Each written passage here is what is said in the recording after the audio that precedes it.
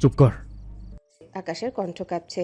সে যেদিন জেনেছিল তার সন্ধ্যা মালতীকে অন্য কেউ ছুঁয়েছে, সে তো সেদিনই অর্ধেক মরে গিয়েছিল। আর যখন জেনেছিল তার সন্ধ্যা মালতী পুড়ে গেছে, তখন সে পুরোটাই মরে গিয়েছিল। সে কাকে বোঝাবে এসব? সৌম্য তাচ্ছিল্য হাসলো, এরপর আবারও আগের ন্যায় শক্ত কণ্ঠে বলে, আপনারা কতগুলো মানুষকে পুড়িয়ে মেরেছেন, একবার হিসাব করেছিলেন?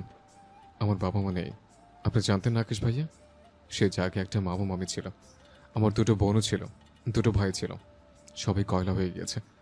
আমি আর বোনও না বেরোলে আমরাও কয়লা হয়ে যেতাম। তবু আমাদের মাঝে ন্যূনতম অনুতাপ নেই। উল্টো আমার বোনকে আবার মারতে নিয়ে এসছেন। লজ্জা করেন আপনাদের? কথাগুলো বলে সৌম্য থামে, চোখ বুজে নেয়। চোখের কোণে জলকণা জমেছে। সেই মানুষগুলোর কথা মনে পড়ে গেল যে কত সুন্দর একটা পরিবার ছিল তাদের। এক নিমিষে সব ছাই হয়ে গেল। সৌম্য কি করে ভুলবে ওই মানুষগুলোকে? সেই সাধনকে যে তাকে ভাই ভাই বলে মুখে ফেনা তুলতো, সেই বনুকে যে তার কলিজার বনুকে একটা নতুন জীবন দিয়েছিল, হাসতে শিখিয়েছিল। আকাশ, আসমানি, নওয়ান, শিমু তিনজনে স্তব্ধ চোখে সৌম্যর দিকে চেয়ে আছে। সৌম্য চোখ মেলে আকাশের দিকে চেয়ে ভারী গলায় বলে, আপনি বলছেন আমাকে ছোট ভাই ভাবেন, সে জায়গা যেন নষ্ট না করি, অথচ আপনি আমার বড় ভাইয়ের জায়গাটা তো অনেক আগেই নষ্ট করে দিয়েছেন। আপনি কিভাবে পারলেন এরকমটা করতে আকাশ ভাইয়া? আকাশ ঢোক গিলল। আসমানি, নওয়ানের চোখ জোড়া ভরে ওঠে। শিমুর চোখের কোণেও পানি জমেছে। সেই আগুনের কথা কেউ তো ভুলে যায়নি, কিন্তু সৌম্যর মুখে এভাবে হারানো মানুষগুলোর কথা শুনে তারা নিজেদের সামলাতে পারছে না। আকাশ মৃদু স্বরে বলে, এইসবের কিছুই আমি জানতাম না। সৌম্য হেসে বলে, চোর চুরি করে স্বীকার করে না, সে চুরি করেছে, এসব আমি জানি। আকাশ রেগে তাকায় সৌম্যর পানে। অকারণে তাকে ভুল বোঝার কারণ কি? সৌম্য নিজেকে সামলে শক্ত গলায় বলে, আমার বোনের ডিভোর্স পেপার আমি রেডি করব, আমার বোনকে ছেড়ে দিন কোথাও। এরপর সৌম্য চেঁচিয়ে ডাকে। বনু, বনু। আকাশ মৃদু স্বরে বলে, আমি সন্ধ্যাকে ডিভোর্স দেবো না, আর ছাড়বও না। তুমি এখান থেকে যাও সৌম্য। কথাটা শুনতেই সৌম্য প্রচণ্ড রেগে যায়। আবারও তার বোনকে তার থেকে কেড়ে নিতে চায় এই অমানুষগুলো। নিজেকে দমাতে না পেরে এগিয়ে গিয়ে ডান হাত মুষ্টিবদ্ধ করে আকাশের নাক বরাবর একটা ঘুষি মেরে দেয়। আকাশ চোয়াল শক্ত করে তাকায় সৌম্যর দিকে। আসমানি, নওয়ান দ্রুত এগিয়ে আসেন। তার আগেই আকাশ সৌম্যর গলা চেপে ধরে দাঁত কিরমির করে বলে, বলছে না, বউয়ের হাতে মার ছাড়া আর কারো হাতে মার আমার হজম হয় না। আমার আমার আমার গায়ে কোন সাহসে তুই হাত তুললি? সৌম্য নিজেও আকাশের গলা চেপে ধরেছে, তবে আকাশ আগে ধরায় সে সুবিধা মতো ধরতে পারেনি। আসমানি, নওয়ান আকাশকে টানতে টানতে বলে, আকাশ ছাড়ো, এরকম কইরো না। আকাশ মায়ের কথা কানে নিল না। সৌম্য হঠাৎ আকাশকে জোরে ধাক্কা দিয়ে নিজের থেকে সরিয়ে দেয়। আকাশ দুপা পিছিয়ে যায়। সৌম্য আবারও তেড়ে গিয়ে একই কায়দায় আকাশের মুখ বরাবর ঘুষি মারে। আকাশ রেগে বোম হয়ে যায়। তেড়ে গিয়ে পরপর তিনটে ঘুষি মারে সৌম্যর মুখ বরাবর। আবারও মারতে নিলে আসমানি, নওয়ান টেনে আকাশকে কিছুটা পিছিয়ে দিয়ে আকাশের সামনে দাঁড়িয়ে যায়। আকাশ আরেকটা ঘুষি মারার জন্যে হাত উঠে মাকে দেখে থেমে যায়। আসমানি, নওয়ান রেগে বলে, আমি তোমারে থামতে কইতাছি আকাশ, তুমি ওরে এভাবে মারতাছো কেন? আমি তো প্রথমেই বসে কথা বলতে চেয়েছিলাম, ও আগে আমার গায়ে হাত তুলেছে। তুমি দেখোনি ওর সাহস কি করে হলো ও আমার গায়ে হাত তোলার? সৌম্য ঠোঁটের কোণে লেগে থাকা রক্ত মুছে রেগে বলে, আপনার মতো অমানুষকে এখন আপনি বলছেন, এর জন্য শুকরিয়া করুন। তোর আপনি তুই ধুয়ে খাবে আতপ। এজন্যই ভাবছিলাম আমার কোমলমতি সন্ধ্যা এরকম খাটে হলো কি করে। এখন বুঝলাম ওর ভাই একটা বেয়াদব, বোনকে আর একটা বেয়াদব বানিয়েছে। আকাশের কথা শুনে শিমু চোখ বড় বড় করে তাকায়, কপাল চাপড়ে। এই আকাশ ভাইয়া কিসের মধ্যে কি বলছে? আসমানি, নওয়ান ছেলের দিকে বিরক্ত চোখে চেয়ে আছেন। সৌম্য রেগে বলে, আমার বোনকে একদম বেয়াদব বলবেন না, ওকে সবসময় অবলা হয়ে থাকার শিক্ষা দিইনি আমি। প্রথমে অবলা ছিল বলে প্রথম দিন আমার বোনকে থাপ্পড় মেরেছিলেন। আকাশ বিরক্ত হয়ে বলে, সব নিয়ে তোমাকে ভাবতে হবে না, সব আদর করে পুষিয়ে দেব। আকাশের কথা শুনে সৌম্য থতমত খেয়ে তাকায়। আসমানি, নওয়ান ছেলের কথায় অস্বস্তিতে পড়ে যায়। শিমু এই সিরিয়াস মোমেন্টে না চাইতেও শব্দ করে হেসে ফেলে। শিমু সৌম্যের পাশেই দাঁড়িয়ে। সৌম্য শিমুর দিকে রেগে তাকায়। শিমু ঢোক গিলে বলে, সরি স্যার। সৌম্য রেগে বলে। আমার বোন কোথায়? শিমু কিছু বলার আগে আকাশ বলে, নেই তোমার বোনু, তুমি এখান থেকে যাও।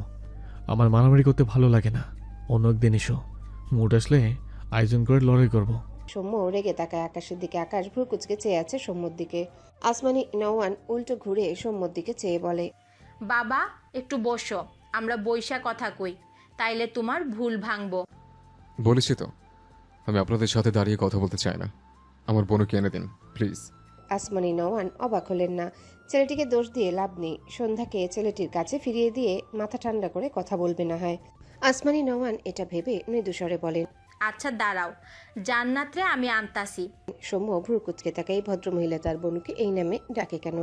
তার মা তার বোনকে এই নামে ডাকতো সৌম্য বুঝতে পারে না। ওদিকে আকাশ তার মায়ের কথা শুনে কিছু না বলে বড় বড় পা ফেলে সিঁড়ি বেয়ে উপরে উঠে যায়। সে কিছুতেই সন্ধ্যাকে যেতে দিবে না। আসমানি নওয়ান আকাশের হাবভাব হয়তো বুঝলেন। দীর্ঘশ্বাস ফেলে আকাশের পিছু পিছু সিঁড়ি বেয়ে উপরে উঠতে থাকে। আকাশ দ্রুত তার ঘরের দরজা খুলে দরজা আটকে দেয়। এরপর উল্টো ঘুরে দেখলো সন্ধ্যা মেঝেতে হাঁটু মুড়ে বসে হাঁটুতে মুখ গুজে ফোপাচ্ছে। চুলগুলো এলোমেলো হয়ে ছড়িয়ে আছে। আকাশ দ্রুত সন্ধ্যার সামনে গিয়ে মেঝেতে দু হাঁটু ঠেকিয়ে বসে। এরপর দু হাত টেনে সন্ধ্যাকে শক্ত করে জড়িয়ে নেয় নিজের সাথে। সন্ধ্যা কেঁপে উঠে। আকাশ অসহায় কণ্ঠে বলে। সন্ধ্যা মালতী, আমাকে রেখে যেও না।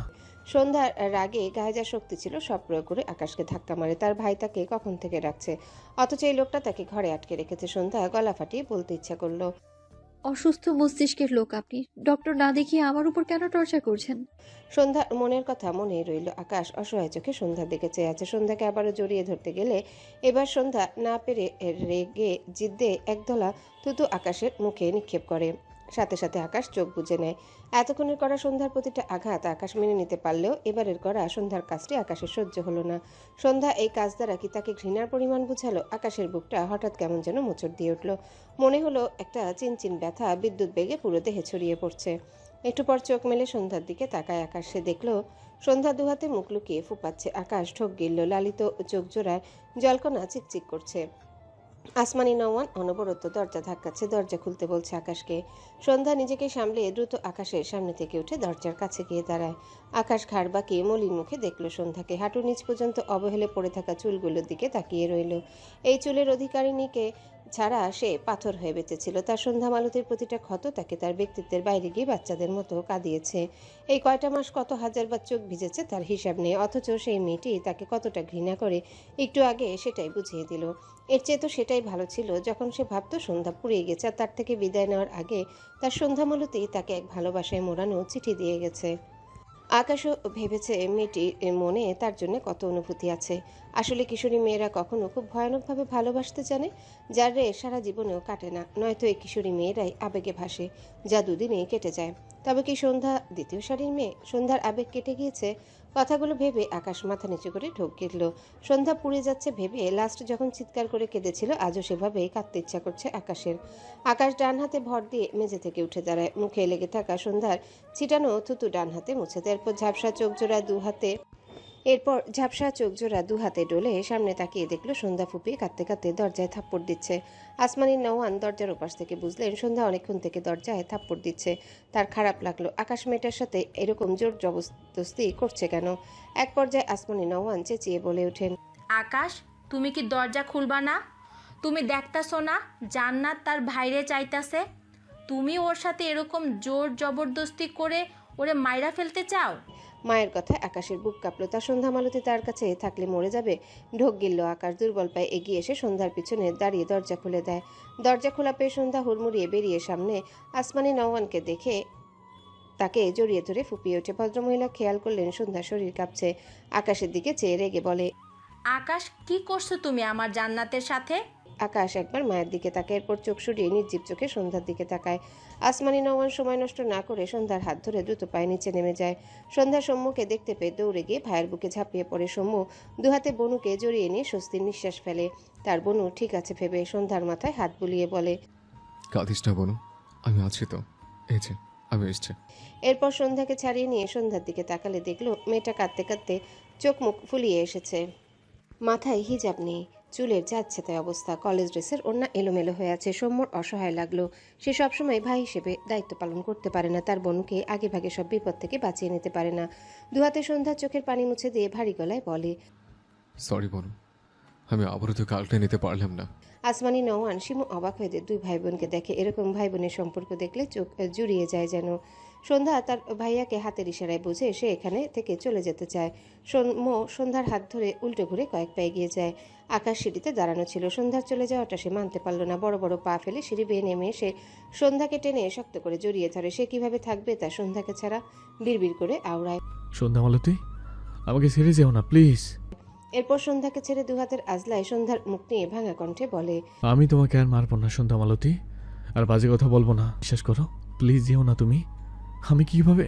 বাকিটুকু শেষ করার আগেই সৌম্য রেগে আকাশকে ধাক্কা দিয়ে সন্ধ্যা থেকে সরিয়ে দেয়। রাগান্বিত স্বরে বলে, একদম আমার বোনের কাছে ঘেসবেন না।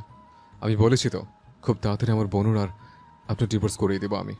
আকাশ জ্বলন্ত চোখে তাকায় সৌম্যর দিকে, তেড়ে গিয়ে আবারও সৌম্যর গলা চেপে ধরে চিৎকার করে বলে, আমি আমার বউকে ডিভোর্স দিব না। তুই কেন বারবার একই কথা বলছিস? তোকে মেরে ফেলবো আজ আমি। সন্ধ্যা চোখ বড় বড় করে তাকায়। আসমানি নওয়ান ছেলেকে ধরার জন্য এগিয়ে আসার আগে সন্ধ্যা আকাশকে ধাক্কা মেরে সরিয়ে দেয়। দুহাতে সৌম্যকে জড়িয়ে ধরে ফুপিয়ে ওঠে। এই লোকটা এমন কেন? তাকে আর তার ভাইকে কি মেরে ফেলতে চাইছে? সৌম্য ঢোক গেলে তার বোনকে বাহাতে জড়িয়ে ধরার আগে আকাশ সন্ধ্যাকে জোর করে টেনে আবারও নিজের সাথে জড়িয়ে নেয়। ঢোক গিলে বলে, আমি তোমাকে কোথাও যেতে দেবো না সন্ধ্যা মালতী। সন্ধ্যা আকাশের থেকে ছাড়া পাওয়ার জন্য মুচড়ামুচড়ি করছে। সৌম্য আবারও তার বোনকে সরিয়ে নেওয়ার জন্য এগোয়। তার আগেই আসমানি নওয়ান আকাশকে টেনে সন্ধ্যার থেকে ছাড়িয়ে আকাশের বাম গালে পরপর কষিয়ে দুটো থাপ্পড় মারে। রেগে আওয়াজ তুলে বলে, তুমি এত অমানুষ কবে থেকে হইছ? দেখতেছো না জান্নাত তোমার কাছে থাকতে চাইতেছে না, কানতাছে? ওর সাথে এরকম জোর জবরদস্তি করতেছো কেন? কই পাইছো এইসব স্বভাব? আসমানি নওয়ানের কাজে সৌম্য, সন্ধ্যা, শিমু সকলেই বিস্ময়ে চোখে তাকায়। আকাশ ঝাপসা চোখে মায়ের দিকে তাকালো। তার মা ঠিকই বলেছে, সন্ধ্যা তাকে চাইছে না।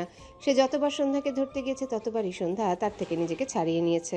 ঘৃণার ভারে থুতু ছুঁড়েছে তার দিকে, কিন্তু সে কি করবে? এত কিছুর পরও সে নির্লজ্জের মতো সন্ধ্যাকে চাইছে। সে যে পারছে না। আকাশ ঢোক গিলল।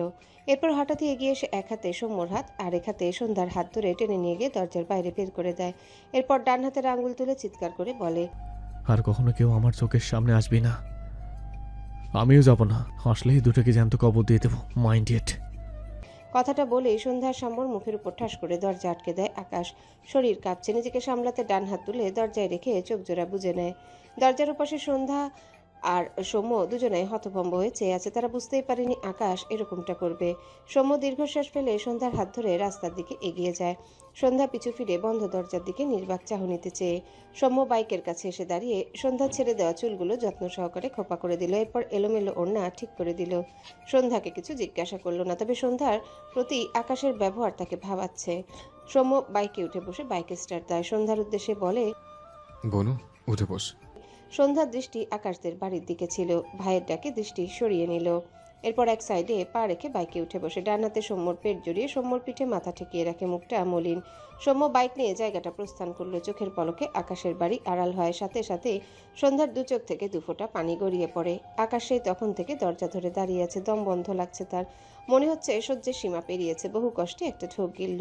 এরপর উল্টো ঘুরে মায়ের দিকে তাকায়। আসমানি নওয়ান নিশ্চুপ হয়ে আকাশের দিকে তাকিয়েছিল। আকাশ মায়ের দিকে চেয়ে ভাঙা গলায় বলে, শুনেছিলাম মায়ের দেওয়া আল্লাহ ফিরে দেয় না। প্রমাণও পেয়েছি। আমি সন্ধ্যাকে ডিভোর্স দিতে চেয়েছিলাম বলে তুমি বলেছিলে। একটা সময় দিনের পর দিন কেটে কেটে সন্ধ্যাকে চেয়েও পাবো না। আসলে আমি মাসের পর মাস কেটে আমার সন্ধ্যাকে পাইনি। আর তারপর তুমি একদিন বললে আমি সন্ধ্যাকে ঠিকই খুঁজে পেয়ে যাব।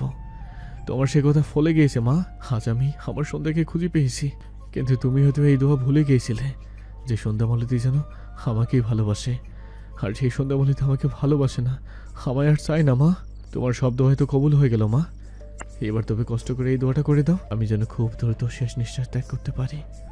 কথায় আছে জীবিত ফুলে কেউ ঘ্রাণ নেয় না, অথচ শুকনো মলাই পূজা করে। ঠিক যেমন সন্ধ্যা মালতী হারিয়ে গেলে আমি সন্ধ্যা মালতীকে ভালোবেসেছি।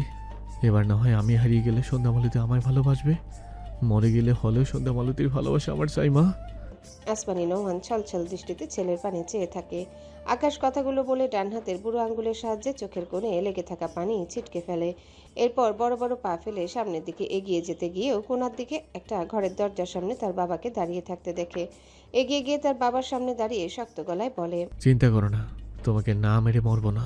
তোমার মতো অমানুষকে মারার জন্য সন্ধ্যা মালতীকে ছাড়া একদিনের জন্য হলে বাঁচতে চাই। একটু থেমে ঢোক গিলে বলে, হাজার হোক সময় তো, তাই তোমাকে মারতে একটু সময় লেগেছে। লাস্ট কথাটা শক্ত করে বলতে গিয়েও পারল না, গলা বেঁধে আসছিল। আকাশ আর এখানে দাঁড়ালো না, দ্রুত পায়ে তার ঘরের দিকে এগিয়ে যায়। সাইফুদ্দিন নওয়ানের চোখে মুখে অসহায়ত্ব। ছেলের কথাটা একদম কলিজায় গিয়ে লেগেছে। বুকটা ভার লাগলো খুব। মলিন মুখে আকাশের দিকে চেয়ে রইল। আকাশ ডিভানের উপর বসে আছে, মাথা নিচু, তার দুহাত জমা করে কপালে ঠেকিয়ে রেখেছে। বারবার সন্ধ্যার থুতু নিক্ষেপ করার দৃশ্য চোখের সামনে ভাসছে, কিছুতেই ভুলতে পারছে না।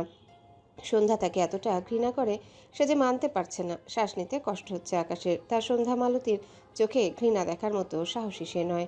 সৌম্যর মতো সন্ধ্যা মালতীকে ভাবে সেই সন্ধ্যাদের সাথে প্রতিটা অঘটনের সাথে জড়িত। তার বাবা এসবের পিছনে আছে সে তো জানতো না, কিন্তু সে কিভাবে নিজেকে নির্দোষ প্রমাণ করবে যেখানে তার ঘরে শত্রু বসে আছে? তাকে অবিশ্বাস করাটাই তো স্বাভাবিক। কথাগুলো ভেবে মুখটা মলিন হয় আকাশের।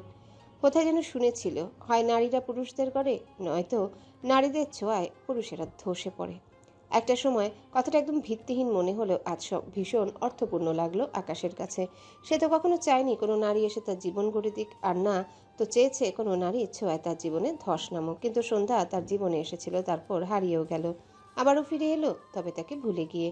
আকাশের মেয়েদের সাথে জড়াতে না চাওয়ার কিছু কারণ এর মাঝে একটা ছিল তার ধারণা মেয়েরা ভালোবাসতে জানে না। সত্যিই সন্ধ্যা তাকে ভালোবাসে না? ভালোবাসলে তো একটু হলেও বিশ্বাস করতো, কিন্তু সন্ধ্যা তো আবেগে ভেসে তাকে তার কিছু অনুভূতি জানিয়েছিল। সময়ের সাথে সেসব আবেগ উড়েও গিয়েছে। আকাশ যেসব কারণে মেয়েদের সাথে জড়ানোর ব্যাপারে কখনো বিন্দুমাত্র ইন্টারেস্ট দেখায়নি, সেসবের মাঝে একটা কারণ তার সাথে ফলে গেল। আসমানি নওয়ান ছেলের সামনে এসে দাঁড়িয়েছে বেশ কিছুক্ষণ আগে। আকাশ সে যে মাথা নিচু করে স্ট্যাচু হয়ে বসে আছে, একটু নড়নচড়ন নেই। আসমানি নওয়ানের হাতে বরফ থাপ্পড় দুটো খুব জোরে দিয়েছিল। আকাশের ফর্সাকালে হাতের ছাপ পড়েছে। আসমানি নওয়ান নিচে থাকতেই খেয়াল করেছে এটা। ছেলের কষ্টে তার বুকটা ভারী হয়ে এসেছে। মৃদুস্বরে ডাকলো, আব্বা। মায়ের কণ্ঠে আকাশ মাথা উঁচু করে তাকায়। আকাশের লাল চোখ জোড়া আসমানি নওয়ানের চোখে পড়ে। তিনি মৃদুস্বরে বলেন, তুমি তো জানো আব্বা, জান্নাতের সাথে কত কিছু ঘটছে। এর পরেও ওর সাথে এরকম ব্যবহার করলে ওর মানসিক অবস্থা খারাপ হইয়া যাইব। আকাশ হঠাৎই উঠে দাঁড়িয়ে তার মাকে জড়িয়ে ধরে ভাঙা গলায় বলে, আমি সব জানি মা, কিন্তু সন্ধ্যামালিতে আমার থেকে শুধু পালাতে চাইছিল। তুমি জানো ও অন্য একটা ছেলের হাত ধরে হাঁটছিল মা। এসব দেখে আমার মাথা ঠিক ছিল না। ও আমায় ভুলে গিয়েছে মা। সন্ধ্যামালিতে আমাকে বলে গিয়েছিল আমি যেন কোনো এক সন্ধ্যায় ওকে মনে করি, কিন্তু সন্ধ্যামালিতে আমাকে মনে রাখতে বলে ও নিজেই আমাকে ভুলে গিয়েছে মা।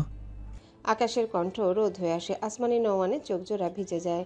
তার ছেলে কয়টা মাস হলো কত কষ্ট পাচ্ছে সে তো জানে। কি বলবেন তিনি?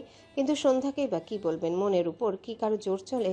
আসমানি নওয়ান আকাশের পিঠে হাত বুলিয়ে বলেন, আব্বা, তুমি নিজেকে একটু শক্ত করো, আমি জান্নাতরে বোঝামো। আকাশ তার মাকে ছেড়ে ঝাপসা চোখ জোড়া মুছে নেয়। আবারও ডিভানে বসে চোখ জোড়া বুঝে বলে, তুমি যাও মা, আমার ভালো লাগছে না। আসমানি নওয়ান ছেলের পানে চেয়ে রইল। ছেলেকে কি বলে সান্ত্বনা দিবেন তিনি? তার কাছে যে শব্দ নেই। দীর্ঘশ্বাস ফেলে আকাশের গালে বরফ লাগালে আকাশ ছ্যাদ করে উঠে বলে, কি করছিস? বরফ লাগিয়ে দিচ্ছি, গাল লাল হয়ে আছে। আকাশ মায়ের হাত সরিয়ে দিয়ে আবারও চোখ বুজে নেয়। বাহাত কপালের উপর রেখে বিষণ্ণ কণ্ঠে বলে, আমার উপরে ব্যথা লাগনি মা, পারলে ভিতরে ব্যথা সরানোর মলম আমার সন্ধ্যামালতিকে এনে দাও। আসমানি নওয়ান অসহায় চোখে চেয়ে রইল ছেলের পানে। অনেকক্ষণ থেকে এই টেবিলের উপর আকাশের ফোন বাজছে। আকাশ বিরক্ত হয়। এগিয়ে গিয়ে টেবিলের উপর থেকে ফোন নিয়ে রিসিভ করে কানে ধরে। ওপাশ থেকে নিয়াজ বিচলিত কণ্ঠে বলে, আকাশ, খুবই ইম্পর্টেন্ট কথা বলতে কল করেছি। গুড নিউজ বলতে পারো।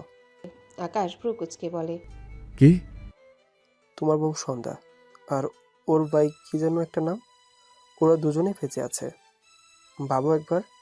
আকাশ বিরক্তি কণ্ঠে বলে, তোমার কি খেয়ে দেওয়ার কাজ নেই? ডক্টর হয়ে এত ফালতু টাইম কোথায় পাও তুমি? পেশেন্টদের বসিয়ে রেখে ফালতু কাজে বিজি থাকো। এই জন্যই তোমার হসপিটালে পেশেন্টরা সুস্থ হয় না সহজে।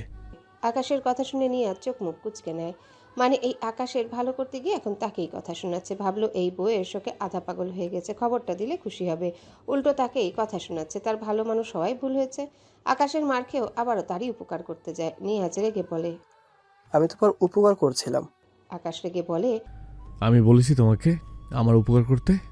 নিয়াজ বিরক্ত হলো। সত্যি সে রোগীকে ওয়েটিংয়ে রেখে একে সংবাদ দিতে এলো, কিন্তু ব্যবহার দেখে নিয়াজের নিজেকে দুটো থাপ্পড় দিতে ইচ্ছা করলো, তবুও নিজেকে দমালো। ভাবলো আকাশ হয়তো ভাবছে সে মজা করছে, কিন্তু না, সে তো আজকে দেখলো ওই ইরা নামের মেয়েটার সাথে এরা সবাই।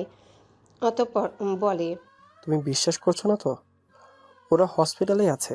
ওয়েট, আমি পিক উঠিয়ে দিচ্ছি। আকাশ রেগে বলে, সন্ধ্যামালতি ভিগ উঠালে তোমার দু হাত একদম কেটে ফেলবো, নিয়ে আস। নিয়াজ হতাশ হয়ে বলে। রাখছি। আকাশ এবার শান্ত কণ্ঠে বলে, ওরা হসপিটালে কি করেছে? নিয়াজ ভাবলেশীনভাবে বলে, এসে দেখে যাও। আমার সময় নেই, পেশেন্ট ওয়েট করছে। আকাশ বিরক্ত হয়ে বলে। বলো। নিয়াজ একটু হেসে বলে। প্লিজ, বলতে বলতে পারি। নিয়াজের ফাজলামি ধরতে পেরে আকাশ রেগে বলে। থাপ্পড় খাবে? নিয়াজ বিরক্ত হলো, কিন্তু আর কথা না বাড়িয়ে বলল। ইরা নামে একটি পেশেন্টের সাথে আসছে দেখলাম। আকাশ অবাক হয়ে বলে। কোনিরা? আমি কিভাবে জানবো কোনিরা? পিক পাঠিয়ে দাও তো। নিয়াজ চোখ বড় বড় করে বলে। পাগল নাকি? মেয়েদের পিক তুলতে গিয়ে গণপিটানি খাবো? আকাশ ভাবলেশীনভাবে বলে। তো খাও। কেমন বেয়াদব দেখো কিভাবে তাকে মার খেতে বলছে। নিয়াজ রেগে খট করে কল কেটে দেয়। আকাশ বিরক্ত হলো। আসমানি নওয়ান এগিয়ে এসে বলে। কোন এরা আব্বা? আকাশ ফোন রেখে বলে। বুঝতে পারছি না মা, রেডি হতো, হসপিটাল গিয়ে একটা খোঁজ নেই। আসমানি নওয়ান সম্মতি দিলেন। দীর্ঘশ্বাস ফেললেন একটা। আর সময় নষ্ট না করে রেডি হওয়ার জন্য ঘর থেকে বেরিয়ে গেলেন। আকাশ, আসমানি নওয়ান আর শিমু হসপিটালে এসে আইসিইউ রুমের বাইরে ইরার মাকে পেয়ে যায়। ইরার মা আসমানি নওয়ান দুজনে দুজনকে দেখে ভীষণ অবাক হয়। এরপর ইরার মা আসমানি নওয়ান আকাশকে সব ঘটনা বললে আসমানি নওয়ান কান্নায় ভেঙে পড়েন। আকাশ চোখ মুখ শক্ত করে দাঁড়িয়ে আছে। ইরার মা হিজাবের কোনা দিয়ে চোখ মুছলেন। শিমুর মুখে বিস্ময়ের ছাপ, সাথে ইরার কথা ভেবে মলিন মুখে দাঁড়িয়ে আছে। ইরা যে তাদের আপন কেউ এটা সে আজকেই জানলো। তার মাকেও কল করে যাবে। ইরাকে দেখতে আসছে সে। শিমু সবার উপর একটু রেগে আছে, তাকে কেউ কিছু জানায়নি এজন্যে। আসমানি নওয়ান নাক টেনে আফসোসের সুরে বলে। তুমি ইরা মায়ের একটা খবর দিলে না ভাবি? আকাশ এই শহরে কত খুঁজেছে তোমাদের। আমি তো তোমার বাবার বাড়ি চিনতাম না। ইরার মা মলিন গলায় বলে। তোমার স্বামীকে খুব ভয় লাগে আসমানি। আমার আদমরা মেয়েটার যদি কিছু করে ফেলতো, সেই ভয়ে তোমার সাথে যোগাযোগ করার সাহস পাইনি। আসমানি নওয়ান কাঁদতে কাঁদতে বলেন। আমার ভাইজানের একটা খবর দিতে পারতে। এই কাজটা একদম ঠিক করনি। আমি আমার ভাইজানকে শেষ দেখাটাও দেখতে পারলাম না। ইরার মা কিছু বলল না। আকাশের বাবাকে ভরসা করেন না তিনি। আল্লাহ না করুক তাদের যদি কিছু করে দিত। সে জানে তার জায়গা থেকে সে কেমন পরিস্থিতিতে ছিল। আকাশ গটগট পায়ে হেঁটে অনেকটা দূরে গিয়ে দাঁড়ায়। এত চাপ নিতে পারছে না সে। তার বাবার আর কয়টা কুকীর্তি সে ছেলে হয়ে হজম করবে। একদিকে বলতে গেলে সন্ধ্যাকে হারিয়েই ফেলেছে, এতেই আধমরা হয়ে গেছে। সাথে বাবার করা কাজ একটার পর একটা সামনে আসছে। দুহাত মুষ্টিবদ্ধ করে চোখ বুজে দাঁড়িয়ে রইল। কাপা কণ্ঠে বিড়বিড় করল। আল্লাহ সহ্য শক্তি দাও। ইরার মা শিমুকে নিয়ে একটুখানি ক্যান্টিনে গিয়েছে। আসমানি নওয়ান নিজেকে সামলে আইসিইউ রুমে প্রবেশ করতে গেলে তখনই রুম থেকে সৌম্য বেরিয়ে আসে। আসমানি নওয়ান অবাক হয়ে বলে। তুমি এইখানে? সৌম্য নিজেও অবাক হয় আসমানি নওয়ানকে এখানে দেখে। আকাশের ফ্যামিলিটাকে তার সহ্য হচ্ছে না, সেখানে আবারও ইনি। তাও আবার ইরার রুমে যেতে চাইছিল। ইরার সাথে খারাপ কিছু করবে নাকি? অতঃপর রেগে বলে। আপনি এখানে কেন এসেছেন? বের হন এখান থেকে। আসমানি নওয়ান হতভম্ব হয়ে যায়। সৌম্যর ব্যবহার তার একটু ভালো লাগলো না, তবু নিজেকে সামলে বলে। সামনে থেকে সরে দাঁড়াও। আমি ইরা মাকে দেখতে এসেছি। আর ভালোভাবে কথা বলো, আমি তোমার গুরুজন। সৌম্য আগের চেয়েও দ্বিগুণ রেগে যায়। অতঃপর রাগান্বিত স্বরে বলে। আপনাদের মতো মানুষদের সাথে আমি এর চেয়ে ভালোভাবে কথা বলতে পারি না। আমি কখনোই আপনাকে এরা রুমে ঢুকতে দিব না। আপনারা আসলে এই মানুষ তো, আর কত মানুষের ক্ষতি করবেন? আসমানি নওয়ানের এবার সহ্য করতে না পেরে সৌম্যর গালে কষিয়ে একটা থাপ্পড় মেরে দেয়। তখনই সেখানে আকাশ, ইরার মা, শিমু এসে দাঁড়ায়। সৌম্যর বলা লাস্ট কথাগুলো আর আসমানি নওয়ানের সৌম্যকে থাপ্পড় মারা দেখে সকলে হতভম্ব হয়ে যায়। আসমানি নওয়ান সৌম্যর উদ্দেশ্যে রাগান্বিত স্বরে বলেন। তুমি ভীষণই বেয়াদব একটা ছেলে। জ্যোৎস্নার ছেলে এরকম কি করে হতে পারে আমি তো ভাবতেই পারছি না। ভুলেও আমার সামনে বেয়াদবি করবে না। আমি আমার সন্তানদের যতটা ভালোবাসতে জানি ততটা শাসনও করতে জানি। তোমাকে আদব শেখাতে আমার দুদিনও সময় লাগবে না। কথাগুলো আসমানি নওয়ান শক্ত করে বললেও তার চোখের কোণে পানি লেগে আছে। আকাশ এগিয়ে এসে তার মাকে সরিয়ে দিয়ে সৌম্যর কলার ধরে সাইড দিকে নিয়ে গিয়ে দাঁতে দাঁত চেপে বলে। তুই ইরার রুমে ঢুকতে না দেওয়ার কে? আমি আমার মামাতো বোনের রুমে যাব, আমার মা তার ভাতিজির রুমে যাবে, তুই বাধা দেওয়ার কে রে? সময় বিস্ময় দৃষ্টিতে তাকিয়ে আছে। মামাতো বোন? ইরা তো তারও মামাতো বোন। আকাশ আবারও সৌম্যকে গায়ের জোরে ধাক্কা দেয়। সৌম্য পড়তে পড়তে বেঁচে যায়, কিন্তু কোনো প্রতিক্রিয়া দেখায় না। তার চোখে মুখে বিস্ময়। আসমানি নওয়ান আর ইরার মা এগিয়ে এসে আকাশকে টেনে সরিয়ে দিলে আকাশ সৌম্যর দিকে শক্ত দৃষ্টি নিক্ষেপ করে আইসিইউ রুমে প্রবেশ করে। আকাশের মা দুর্বল শরীরটা টেনে নিয়ে গিয়ে চেয়ারে বসলো। মন শরীর সব দুর্বল লাগছে তার। ইরার মা গিয়ে সে অবাক হয়ে বলে। তুমি তো এমন ছেলে নয় সৌম্য, কাউকে অসম্মান করে কথা বলো না। তাহলে তোমার খালার সাথে এমন করলে কেন বাবা?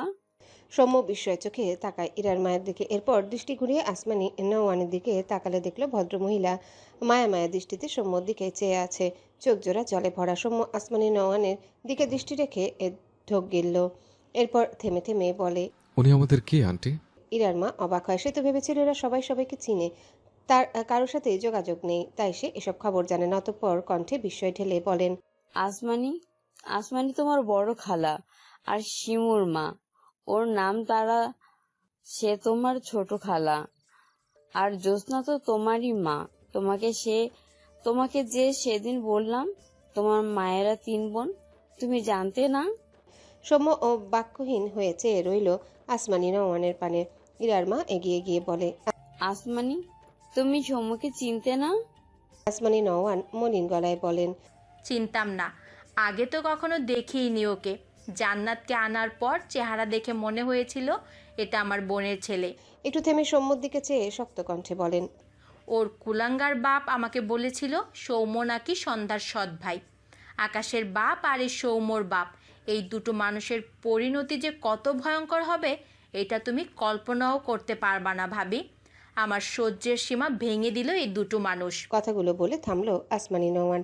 আজ আর আঞ্চলিক ভাষায় কথা বললেন না তিনি। আসছে না কেন যেন সৌম্য স্তব্ধ চোখে চেয়ে আছে। তার অনুভূতি ঠিক কি নিজেও বুঝতে পারছে না।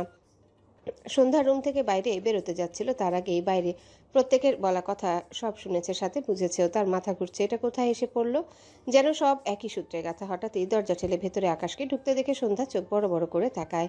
আকাশ সন্ধ্যাকে দেখে অবাক হলো না, মাত্র রাগ করে রুমে প্রবেশ করলেও সন্ধ্যার মুখ দেখে চোখে মুখে শীতলতা ভর করে। কিছুক্ষণ আগে বাড়িতে ঘটে যাওয়া সব ঘটনা যেন আকাশের মনে কিছু সময়ের জন্য ঢেকে গেল। তার শুধু মনে পড়ল সে সন্ধ্যাকে বের করে দিয়ে মুখের উপর ঠাস করে দরজা আটকে দিয়েছিল। তখন বলেছিল সামনে দেখলে জ্যান্ত কবর দিবে, অথচ এখন সব ভুলে খেয়ে হারিয়ে সন্ধ্যাকে জড়িয়ে নেয় অপরাধীর ন্যায়, বলে, সরি। সন্ধ্যা ঢোক গিলল। আকাশের ব্যবহারে সে অবাক না হয়ে পারে না। সে কত কিছু করলো, মুখে থুতু পর্যন্ত দিয়েছে। আসার পথে বাইকে বসে বসে এটার জন্য চোখের পানি ফেলেছে সে, অথচ এখন আকাশ নিজেই তাকে সরি বলছে। ভাবনার মাঝেই আকাশ সন্ধ্যাকে ছেড়ে সন্ধ্যার গালে দুহাত রেখে নরম কণ্ঠে বলে, ঘৃণার পরিমাণ কমাও, এত লোড নিতে পারি না, দুর্বল হার্টের পেশেন্ট আমি। সন্ধ্যা আকাশের কথার আগামাথা কিছুই বুঝল না। আকাশের দিকে বোকা চোখে চেয়ে রইল। আকাশ সন্ধ্যার চোখে চোখ রেখে তাকিয়ে আছে, যেন কত শান্ত এক প্রেমিক, অথচ কয়েক সেকেন্ড আগে রাগে টকবক করছিল। সম্মুখে কিভাবে বলল। সন্ধ্যা আকাশের বলা কথাগুলো এখানে দাঁড়িয়ে শুনল। সন্ধ্যার ঠিক হজম হয় না, মানুষ এত দ্রুত কিভাবে এর রং পাল্টে ফেলে। আকাশের এ দৃষ্টি, সাথে তার দুগালে হাত রাখায় সন্ধ্যার কেমন যেন অস্বস্তি হলো। সে আকাশের থেকে দূরে সরে যেতে চাইল। তখনই আসমানি নওয়ান ভেতরে প্রবেশ করে সন্ধ্যার হাত ধরে টেনে তার পাশে এনে দাঁড় করায়। আকাশ বিরক্ত চোখে তাকায়, মাকে দেখে কিছু বলতে চায়, তার আগে আসমানি নওয়ান চোখ পাকিয়ে বলে, তুমি আবার আমার জান্নাতকে নিয়ে টানাটানি করতেছ? আকাশ অসহায় চোখে তাকালো, যেন আকাশ এক বাচ্চা আর তার মুখের সামনে থেকে তার প্রিয় খাবার ছিনিয়ে নিয়েছে। রিয়াকশনটা এমন। দৃষ্টি ফিরিয়ে সন্ধ্যার দিকে তাকালে দেখলো সন্ধ্যা তার দিকে চেয়েছিল। সে তাকাতেই মাথা নিচু করলো। আসমানি নওয়ানের দিকে একটু চেপে যায়। আকাশ বিরক্ত হয়ে বলে, তোমার জান্নাতকে তো আমি খাচ্ছিলাম না, শুধু এইটুকু ধরেছিলাম। কথাটা বলে সন্ধ্যার দিকে এগিয়ে এসে রেগে বলে, দেখি তো তোমার জান্নাতের কথা ফোকাস পড়লো কিনা, ফোকাস পড়লে মলম লাগিয়ে দিচ্ছি। সন্ধ্যা আসমানি নওয়ানের পিছনে লুকায়, ভীত চোখে তাকায় আকাশের দিকে। আসমানি নওয়ান আকাশকে ঠেলে জবাব দেয়, ধরতেও পারবা না ওরে, বুঝছো?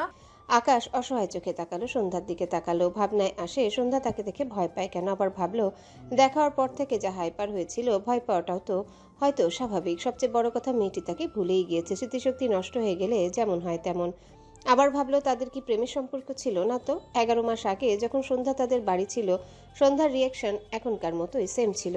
মাঝখানে শুধু আবেগের বশে তাকে দুটো চিঠি দিয়েছিল, অর্থাৎ তাদের শুধু নামে বিয়েটা হয়েছিল। তারপর সে মানে না মানে বলতেই বউ হারিয়ে প্রায় বছর ঘুরে বউয়ের বিরহ পালন করলো। মানে প্রেম না হতে সে বিরহের আগুনে পুড়ে হৃদয় ছারখার অবস্থা। এদিকে বউ তার নামেই রয়ে গেল। সে একা একাই ভালোবেসে এখন কন্ট্রোললেস হয়ে যাচ্ছে। আর ওদিকে সন্ধ্যা তাকে দেখে শুধু ভয় পাচ্ছে। আকাশ হতাশার শ্বাস ফেলল। মনে হচ্ছে তাকে এখন ওই 18 বছরের বাচ্চাদের মতো তার বউয়ের পিছনে ঘুরঘুর করতে হবে। ঠিক যেমন কোনো কিশোরী বয়সের ছেলে কোনো মেয়েকে পছন্দ করে দিনের পর দিন সেই মেয়ের পিছনে ঘুরঘুর করে মেয়েকে রাজি করায়, তেমনি সে 30 বছর বয়সী এক সভাপতি হয়ে বইয়ের পিছে ঘুরঘুর করে কোনো একদিন হয়তো তার সন্ধ্যার হাত ধরার অনুমতি পাবে। আকাশের চোখে মুখে অসহায়ত্ব। তার বউয়ের মনে প্রেম তো নেই, উল্টো তাকে ঘৃণা করে বসে আছে। সে কবে তার সন্ধ্যা মালতীর মন থেকে ঘৃণা দূর করবে? কবে একটু ভালোবাসার ফুল ফুটাবে? তারপর গিয়ে বউয়ের হাত ধরতে পারবে। বাকি সব তো দূরেই থাকলো। এসব ভেবেই আকাশের ঘাম ছুটল। বিরক্ত হয়ে বলে, শর্ত, নিজের মাই আমার শত্রু। কথাটা বলে ইরার বেডের দিকে এগিয়ে যায়। আসমানি নওয়ান কিছু বললেন না, এক হাতে সন্ধ্যাকে জড়িয়ে নিলেন নিজের সাথে। সন্ধ্যা ঝাপসা চোখে আসমানি নওয়ানের দিকে চেয়ে রইল। তার মাকে তার ঠিক করে মনেই নেই। তাকে যে জান্নাত নামে ডাকতো সেটাও মনে নেই, শুধু তার জান্নাত নামটি তার পরিচিত ঠেকতো। আসমানি নওয়ান কেন তাকে একদম নিজের মেয়ের মতো ভালোবাসতো আজ সন্ধ্যা বুঝলো। কেমন অদ্ভুত অনুভূতি হচ্ছে।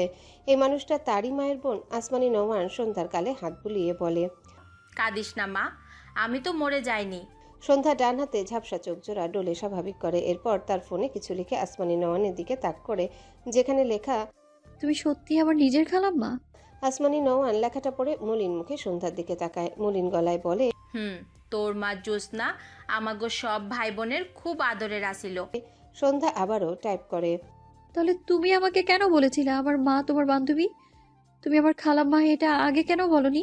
আসমানি নওয়ান সন্ধ্যার কপালে চুমু খেয়ে ধরা গলায় বলে, হ্যালো বন্ধুরা, পরবর্তী পার্ট খুব তাড়াতাড়ি আসবে, তো সবাই অপেক্ষায় থাকো। আর চ্যানেলটি যারা এখনো সাবস্ক্রাইব করনি তারা পরবর্তী পার্ট দেখার জন্য চ্যানেলটি সাবস্ক্রাইব করে রেখো।